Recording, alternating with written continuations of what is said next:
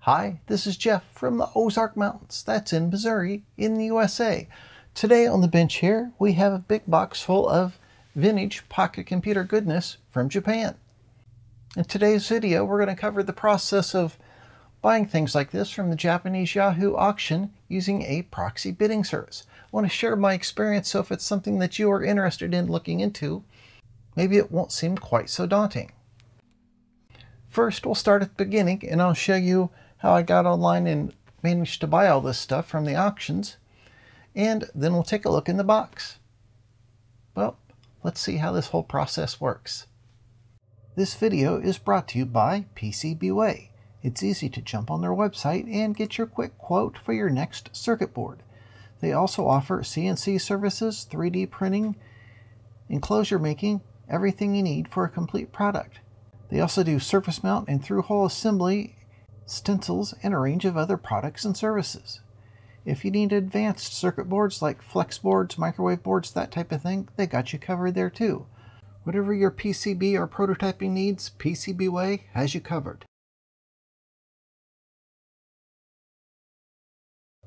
The website I've been using to bid on the Japanese Yahoo auctions is called Zenmarket.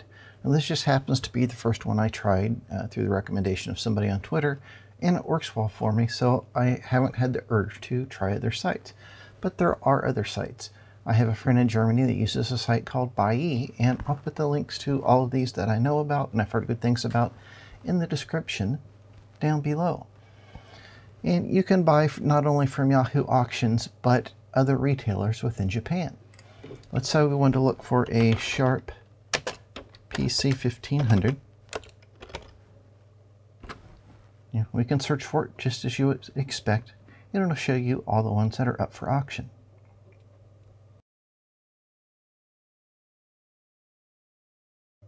Here are all of the things, my saved searches or watch list, I guess you would say. Yeah, I guess it is called a watch list. And at this time, I'm looking for a Casio VX4, which is kind of Casio's latest version of the pocket computer that's similar to the Sharp PCG 850.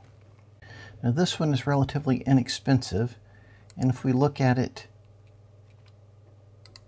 we can see there's a line across the LCD. Now we had some luck with the Sharp PCG 850V fixing the LCD, so this might be fun to kind of try on this. There's no bids. It's up to about 1,600 yen, which is about $15 at this time. A yen is about a penny. And we've got about another 24 hours. And it'll tell me that I've got 9,000 yen in my account, so I have enough to bid on this. Now, after you sign up for this service, you need to add money to your account so it's there so you can bid. And I do that using PayPal. You can also use a credit card or some other means. And there is a small service fee for doing so, because they're not going to get caught with that 2 to 3% that a credit card company or PayPal charges. And they want to make sure that when you bid on something, you're obligating yourself to buy it. And when they're bidding in your behest, they are also being obligated to buy it, and they don't want to get stuck paying for it themselves, which makes sense. So I'm going to go ahead and place a bid on this. And let's just say I'll bid up to 2,000 yen. That's a nice round number. And I haven't bothered with trying to do a sniper bid. And Zenmarket does charge you 300 yen, or about $3 per item to bid and do all the services, ordering it in and that type of thing. Yep, and I'm not buying anything illegal. And that's all there is to it. Okay. And if we look at this description, they automatically translate it from Japanese into English. And you've got this is automatic translation, so it may not be perfect, but you get a pretty good idea. So in other words, this has a rusty battery contact. It has some small scratches. We saw the LCD had a blank line through it, so that's not a big deal. And if you're curious about what it'll cost to ship, you can estimate it here. This, just the unit itself, is probably going to be about, let's say in a box, 600 grams. International shipping about $30. Yeah.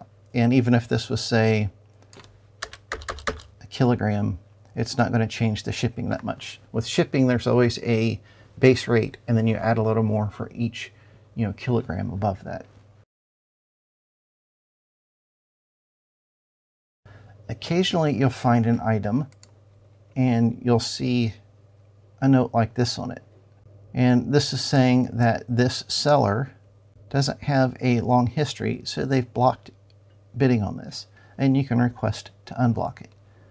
There is a similar one here, but they want more money. This is a VX4 in very, very good condition.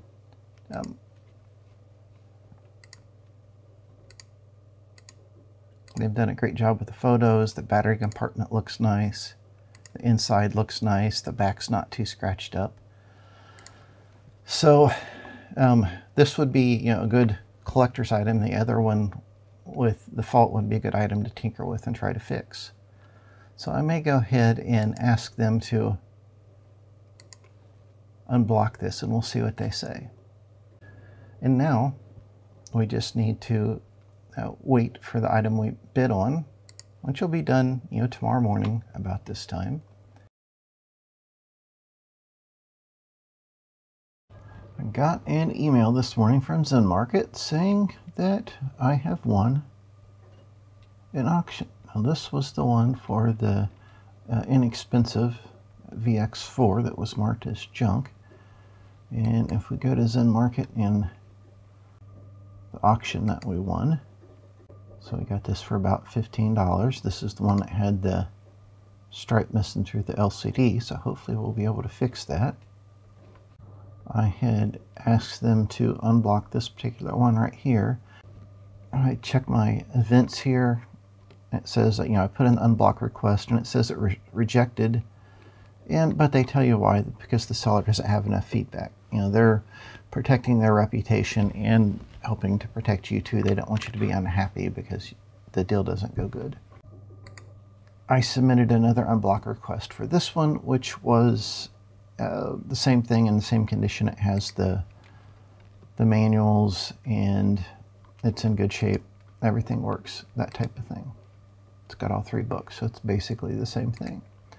And they did unblock that. Now that one was blocked because on the description here it says something about lithium batteries. So that's a little coin cell memory backup battery. It's not a rechargeable lithium ion pack that will burn up. So this was perfectly safe, but they're looking for things like that.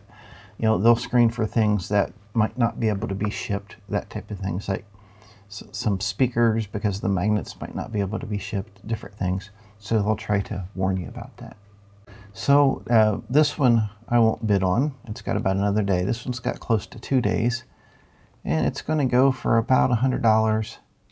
So I'll need to add some more funds to my account. So I need to sit down and figure out about what it'll cost to ship all this stuff, and probably what this will go for, and then add enough funds to cover all that. So we will take a look at that tomorrow.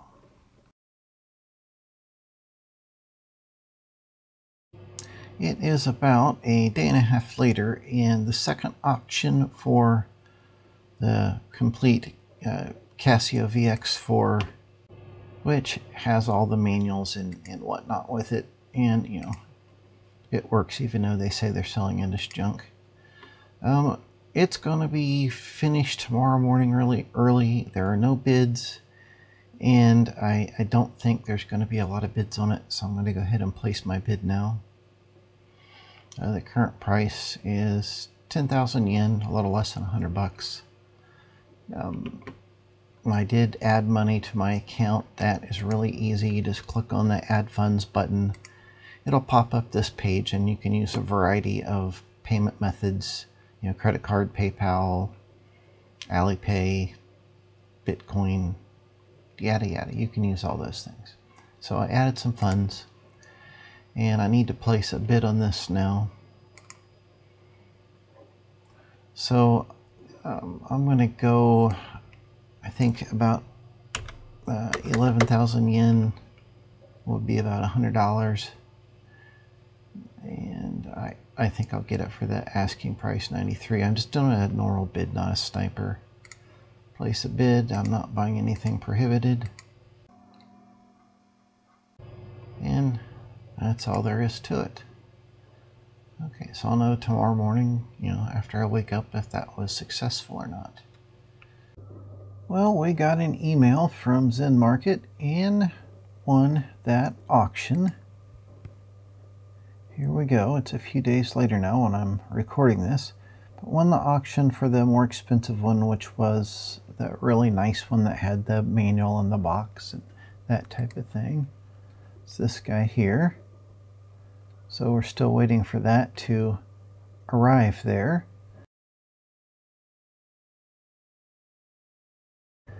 Now, one other little issue is as stuff is arriving at their warehouse, they're showing you the weight. The one PC 1500, the 1501 weighed quite a bit more than I was guessing, so there must be more accessories with it. It's hitting close to 4 kilograms, so we have, let's say 4, 6, a little over 6 kilograms there already.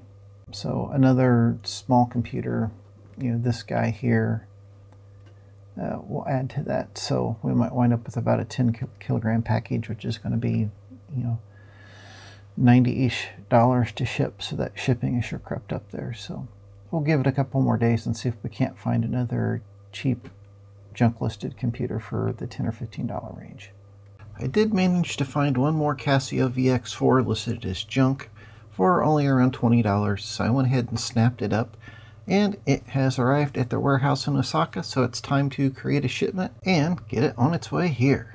The next step is to get back on the website, click on Parcels on the left-hand side, and then create a new package toward the top. Here you can select which items you want to include in this parcel. I'm going to include all of my items in one parcel, but you may want to split it up into multiple packages depending on what the best shipping options to your location is. Scrolling further down this page, we can select the shipping carrier we wish to use, and there'll be some information about that carrier over to the right. And we have a choice of different carriers here, including the standard ones like EMS and UPS and FedEx and DHL. And your choice is going to depend on how big a hurry you're in and where you're at. Different carriers will have different rates to different parts of the world. There's some additional options here toward the bottom of this page. What to do if once your items are all packaged up and they're too heavy for your chosen shipping method, some additional packing reinforcement, and some other things. I'm going to go ahead and select EMS here as my shipping method, and then we'll click the Create a Package button. At this point, we could create another package if we still had some items left over that wasn't in that first package, or we can go back and change our chosen shipping method, which I'm going to do because I've changed my mind and I want to use UPS now. I'll click on Edit or Cancel. This shows you a list of the different things that you can change. I'm going to click on Change the Delivery Method. You'll notice here it says that EMS shipping is 2,400 yen. I wouldn't pay too much attention to that exact value because they haven't got everything boxed up now and it's going to be more expensive than that. But you can see that base charge there for UPS is less, and it's been my experience that to the USA for this size package that UPS is a little better deal than EMS. So I'm going to go ahead and select UPS and then click the Change button. Once they get that all boxed up, they'll send us an email saying that it's time to pay for shipment. Got an email from Zenmarket that says they've got all our stuff boxed up and ready to ship. Now they can't get a final shipping price until they get everything boxed up. They know exactly how large a box it is and exactly how much everything weighs with all the packing material. So if we go over to Zenmarket now, you can see they say, oh, the packaging's complete. It is about 8,200 yen, which is around $80. And that's what I was guessing from their shipping estimator and my experience with shipping UPS. And that's not too bad for, say, 8 kilograms sent relatively quickly from Japan to the US. And so we'll just go ahead and pay that. I've got enough in my account there to do it. I don't have a promo code. And that's all there is to it. It'll take 3 or 4 days to get here. This is a Wednesday, so should have it the first part of next week. And then we'll have a look in the box.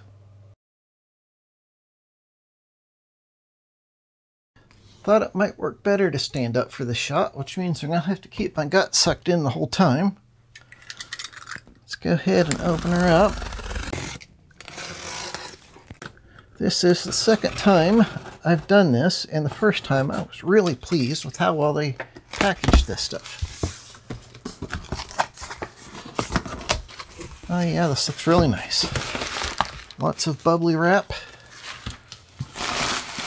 Japanese newspapers on the sides. Very nice. I love newspapers from people's locations where they ship stuff, whether it's here in the US or from around the world.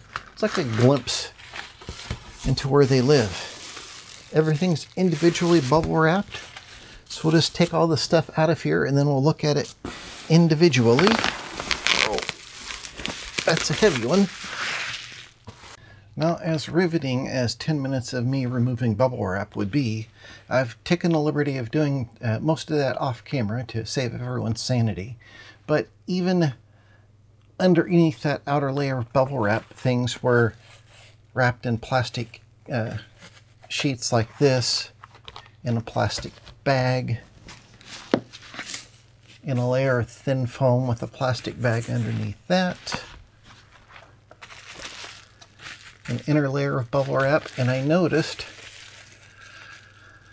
this handwritten note right here, and if I remember from my last order, this means batteries not included, or more precisely, battery not included, because there's no plural in Japanese, I think someone told me, which is rather interesting. But these are wrapped up very well. These are the two VX4s that were listed as junk. Although actually, in physical condition, they look pretty good. This one's got kind of a whopper-jawed screw there. So I guess we can try popping some batteries in those and see if they do turn on. I think they will save the repairs for another video. So these outer coverings are a little dirty. Oh my, that one's a little stiff. But there we go. The fronts are really nice. The backs have just a few scratches. So these should be fun for tinkering with.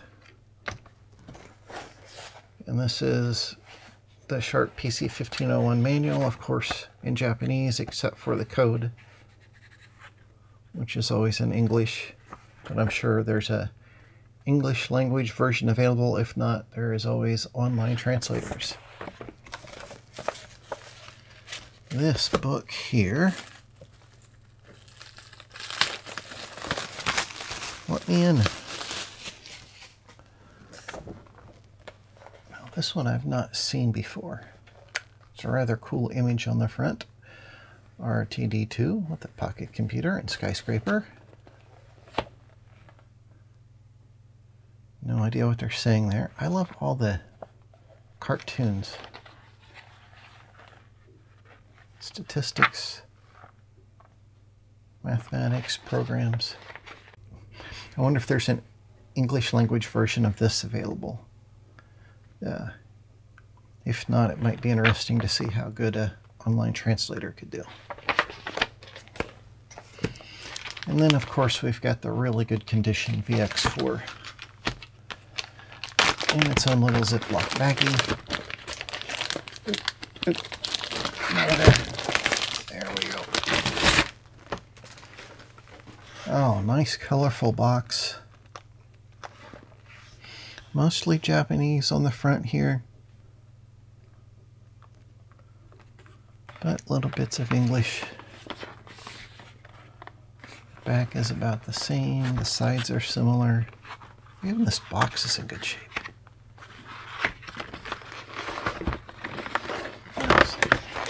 Somebody took a lot of care with this. That's so nice. Slip this open. Oh, squeaky foam. VX4 manual. This is some programming guides, it looks like. Again, mostly Japanese, so I'm not sure what it's saying. Let's see if we can find some English versions of that. I think this is probably somebody's name right here. Oh, there's actually 2 books there. Yep, both are signed. C, Basic, and CASL. This is like a fake assembler language that seems to be common across several of the Japanese pocket computers that was used as a teaching tool for technical colleges and university students. Some more programming stuff. And this looks like maybe it's more of an introductory to programming type of thing. Very good condition. And of course, the main thing. Oh, it's got the memory battery in it. They took it out. This one slides out easy. It's got the cover on the side. Gets where you plug the cassette in. It's nice and clean. Just a few scratches on the back from being used. Oh, nice, nice, nice. So, get some batteries here in a minute, and we'll plug into these guys just to see if they work. These 2 were the big heavy things, which wasn't my intention up front to buy. I was really looking for the VX4s, but these popped up, and it's my favorite pocket computer ever. And somehow getting the Japanese market version seemed like a pretty nifty idea. Now there's one Japanese market PC 1500 and the 1501. Now, the PC 1500 was sold in other parts of the world. The 1501 was sold in the US at least as the 1500A. That's what this is, the 1500. And as I recall, the 1500 has more memory built in. And no batteries. It looks like they did some printing. It's got the power adapter, the printer in here, a little bit of paper. This looks in good shape. These have NiCad batteries in them, which have a tendency to leak and destroy things. This is broken right here, but that won't be a big deal to fix. Overall, this is in really good condition. This should be not too difficult to fix. This is another common thing when these are shipped.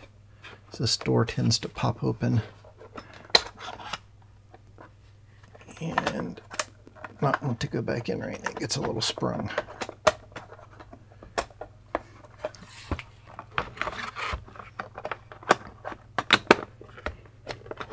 There we go.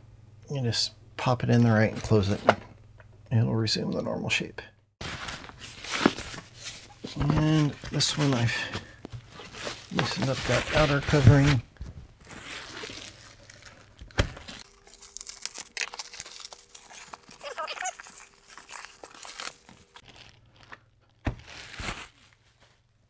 Okay, this one is showing a little wear at the corners. That's just from being used and this being open and closed a lot. But otherwise in good shape. Got a Japanese instruction booklet in there. This is some type of chater plug for the tape deck, I'm guessing. A loose pin for the printer. Here we have a power adapter, cassette cable. I'm not sure what this cable's for. It's not for this though. 7.5 volts. This is not exactly for this either. A few more printer pins loose in there. Here's a tube of printer pins.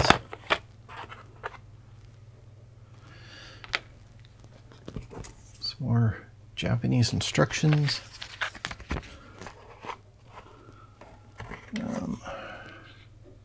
CE151 memory module.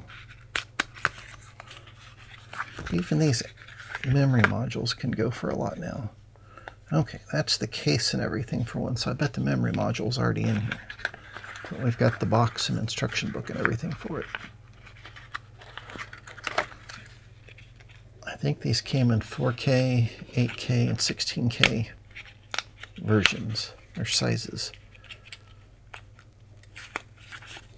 Well, how about we put the paper on the back side? That'll work better. Okay. Cassette tape. Oh, an official Sharp cassette tape. This feels a little sticky.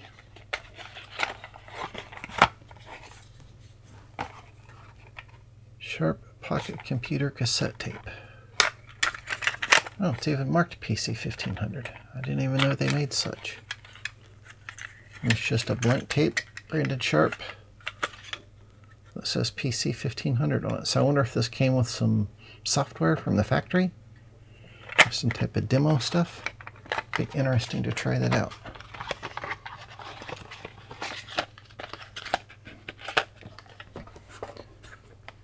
And we'll take this thing out of here. Okay. This is also a little sticky. I'm not sure what that's about.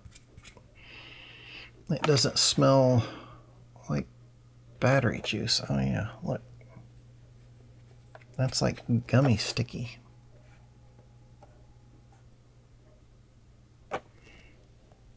It's a little bit on the screen there too. It's kind of weird. I don't know what that is. We can slide the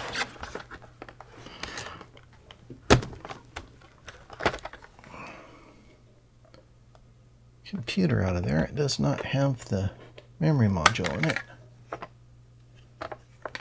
Cassette door looks good.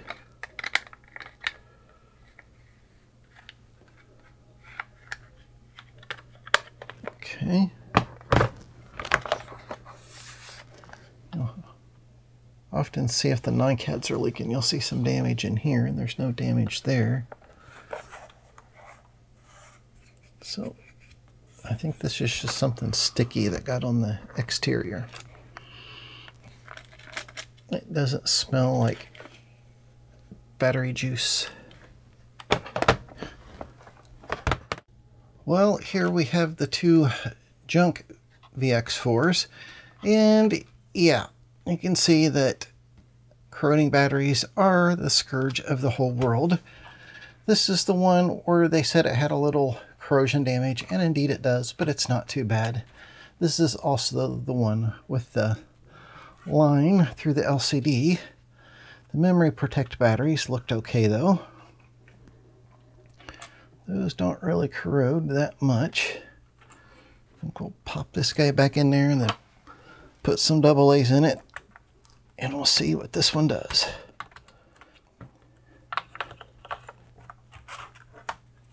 Okay, oh yeah, you can see it did the reset. We see our line through the LCD there.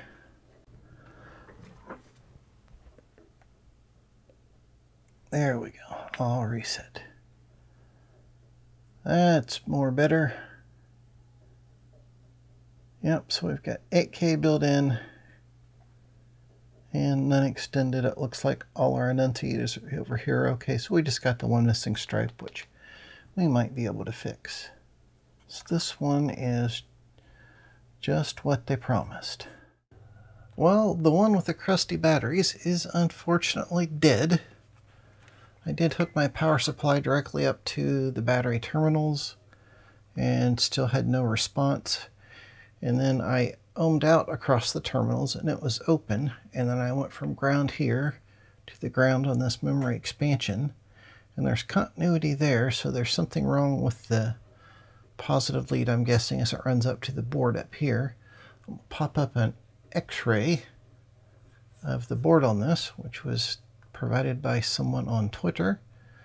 So this will make a good video. We can look at these two junk VX4s and see if we can't fix them. I did put batteries in the good unit, and of course it fires right up. Everything works great. I found the contrast button up here, but I'm not quite sure how to set it yet.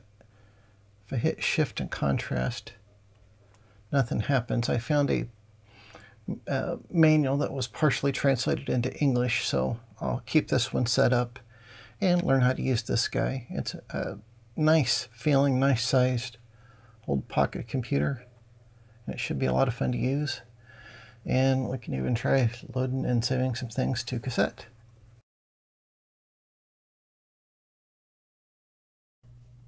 I hope this look at buying vintage electronics from the Japanese Yahoo auctions has been interesting and informative. I was a bit hesitant my first go round, but after a little bit of experience with the process, I find it really enjoyable, and it gives you access to things you wouldn't ordinarily have access to, like these Japanese market only items.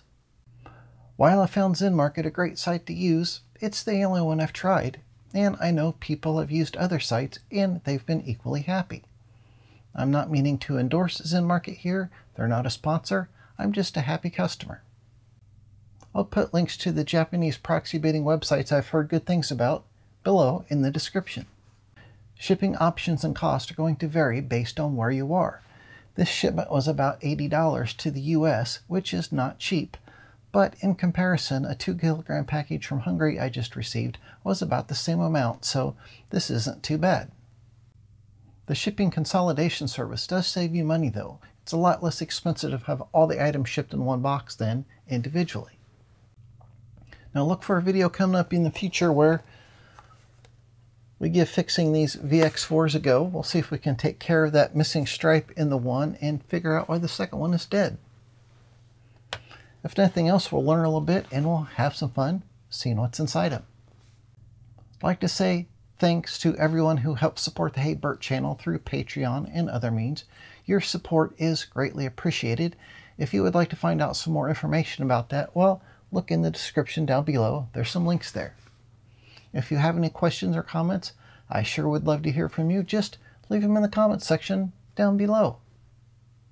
Well, until next time, bye.